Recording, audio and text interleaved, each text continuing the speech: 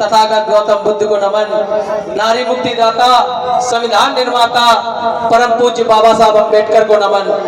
मंचासीन छोटे भाई मिलन बौद्ध का मैं स्वागत बंधन करता हूँ। आई हुई हमारी मातृशक्ति, बड़े बुजुर्ग और साथ में चल के आए सभी का मैं स्वागत बंधन करता हूँ। साथियों, पूरे कानपुर देहात में बहुत अच्छे अच्छे कार्यक्रम लग रहे हैं। ज्यादातर मैं सब जगह जाता हूँ, पर सबसे अलग इस जो आयोजक कमेटी है, मैं उसका बहुत बहुत साधुवाद करता हूँ कि उसने कानपुर देहात का खास करके सबसे अच्छा कार्यक्रम ये निबौली में जो लगा है, उस कमेटी का मैं बहुत बहुत साधुवाद करता हूँ।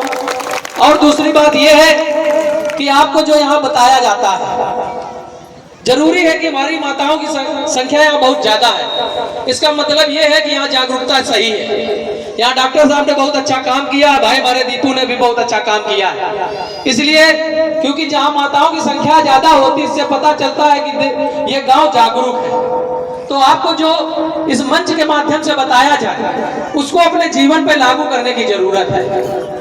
क्योंकि आज जो यहाँ भव्य कार्यक्रम लगा, ये आपकी मेहनत की कमाई से ये कार्यक्रम हो रहा है। तो यहाँ से जो बच्चे आए हैं, जो माताएं हैं, वो यहाँ से सीखे और अपने बहुजन महापुरुषों के बारे में बताए जा करके। और क्योंकि एक मेन काम ये है कि आज हम लोग 12-13 साल से सत्ता से दूर हैं। हम अब इस समय किसी भी मंच पे जाता हूँ, क्योंकि ये मंच अपना है। और रही बात राजनीति की, तो राजनीति जब तक हमारी मजबूत थी, तब तक हमारे लोगों पर शोषण अत्याचार नहीं हुआ।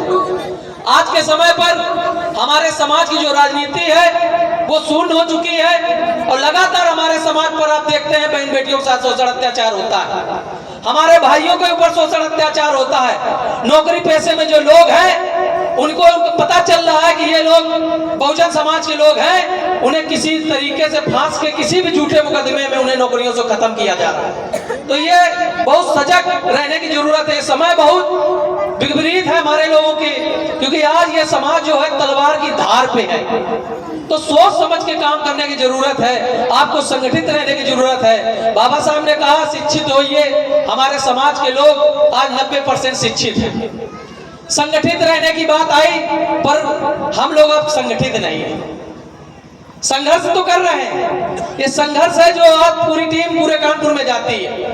तो बाबा साहब की तीसरी बार नहीं मानते संगठित रहने की। जब हम लोग संगठित होंगे तभी इस देश पे हम राज कर पाएंगे, क्योंकि हमारा संगठन ही, हम बाबा साहब की बात तो जरूर करते हैं, पर बाबा साहब की बातों को मानते नहीं है। तो बाबा साहब को मानना है। जिस महापुरुष ने अपने 4-4 बच्चे आप लोगों के लिए कुर्बान कर दिए, तो हमारी जिम्मेदारी बनती है कि हमें बाबा साहब के सपनों का भारत तैयार करना है। हमें करना कुछ नहीं, उनकी बताए हुए बताए हुए रास्ते पे काम करना है, जो उन्होंने संविधान में दिया है। आज अगर संविधान ना होता, आज 75 साल हो गए संविधान लागू हुए, इतनी बढ़िया व्यवस्था हम लोगों को मिल गई, और ये व्यवस्था ही इन मनुवादियों को खल रही है।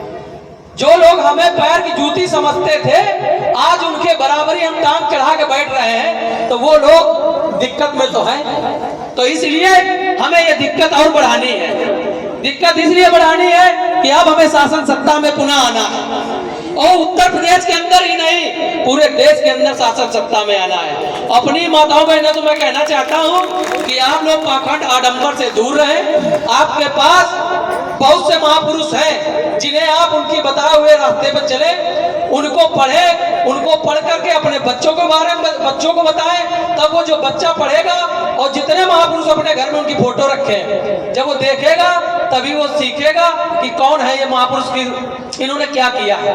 अगर यहाँ पर बाबा साहब हैं, तो सब लोगों को पता है कि बाबा साहब ये सावित्रीबाई फुले की फोटो लगी है, तो माताओं को पता है कि सावित्रीबाई फुले जिनकी वजह से आज ये महिलाओं को शिक्षा का अधिकार मिला। तो इसलिए हमारी जो भी नातृशक्ति है, मातृशक्ति, जिन्होंने हमारे लिए काम किया है, आपको उनको पढ़ना है, अपने बच्चों को बताना है। और रही बात बाबा साहब की, तो बाबा साहब ने जो संविधान दिया, उनसे बड़ा इस देश के अंदर कोई भी महामानव नहीं हुआ, क्योंकि महामानव जितने भी हुए, सबके सूत्रधार बाबा साहब अम्बेडकर रहे। और इसी के साथ मैं अपनी वाणी को विराम देता हूँ। जय भीम, नमो बुद्धाय।